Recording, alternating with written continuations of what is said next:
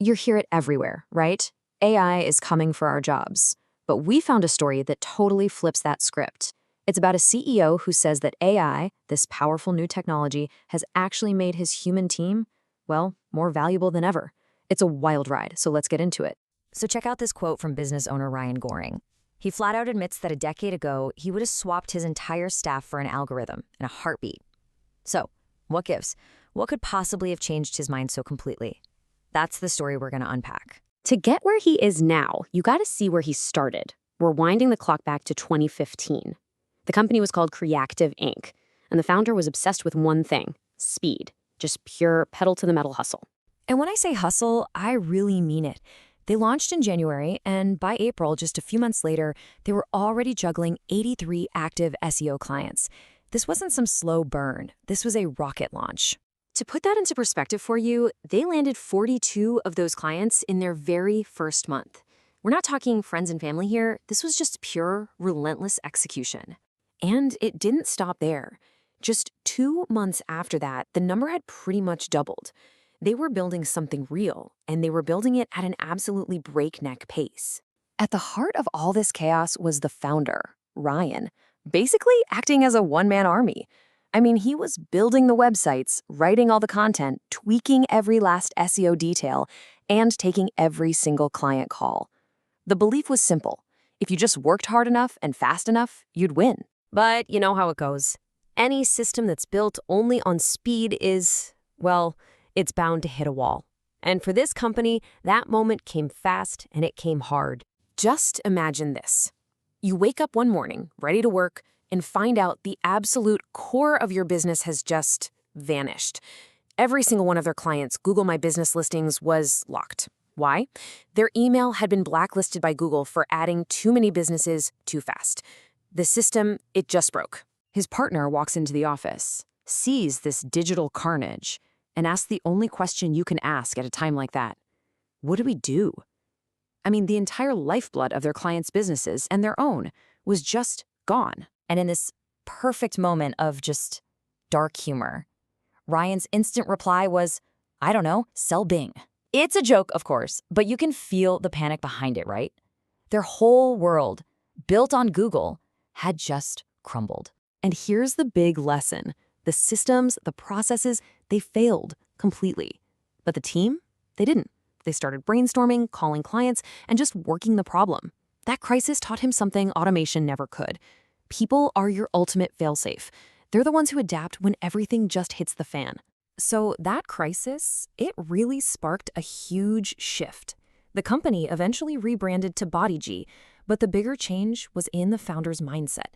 He stopped seeing his team as cogs in a machine and started looking at technology, especially AI, in a totally new way. He came up with this amazing idea of employees as multipliers. The concept is simple. An employee isn't just a cost you try to minimize. No, they're an investment. They're the ones who take the raw output from technology and add the creativity, the strategy, and that human touch that makes it truly special. So flash forward to today. With AI in his toolkit, the founder says he's operating at Mach 10. He can do all of this: research, audits, planning, content outlines, before he even has his first meeting of the day. He finally got the speed he always wanted, but now it's his team that gives it direction. Okay, so this brings up a huge question, right? If AI makes one person that productive, why not just run the whole thing yourself? Why is the team still, as he says, irreplaceable? It all comes down to one simple but incredibly powerful word: care. Look, he says both AI and his team work fast. And yeah, both make mistakes. But the team does something that AI just can't. They care. They think about the client's big picture, the why behind the task, and the real human impact of what they're doing. And this led to his new company motto. And you got to hear this one. It's a little tongue-in-cheek for sure, but the idea behind it is dead serious. He believes that building a culture of real loyalty and respect is the one competitive advantage you can't automate. You just can't ask an AI to create a great company culture for you. And look, the proof is right here in the team's tenure. Michelle Rock, who was the very first customer support agent way back in the early days, is now the director. Other key people have been there for years, which is basically a lifetime in the digital marketing world.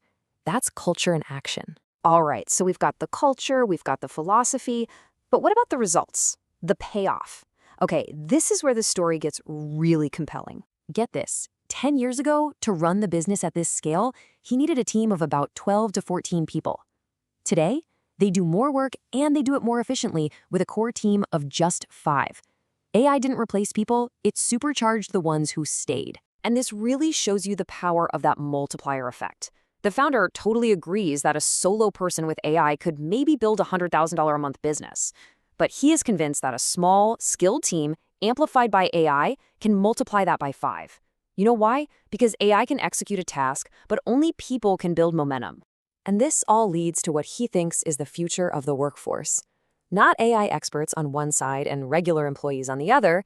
No, he calls them human-AI hybrids. These are the pros who master the tech, use it to think more strategically, and never, ever lose that critical human touch. That's the team he's built. And that brings us to this final, awesome metaphor that just sums up his entire journey. He used to see tech as a shortcut, right? A way to replace human work. Now, he sees AI as a slingshot. It's a tool that amplifies force, sure, but the real power, the aim, the strategy, that all comes from the person holding it.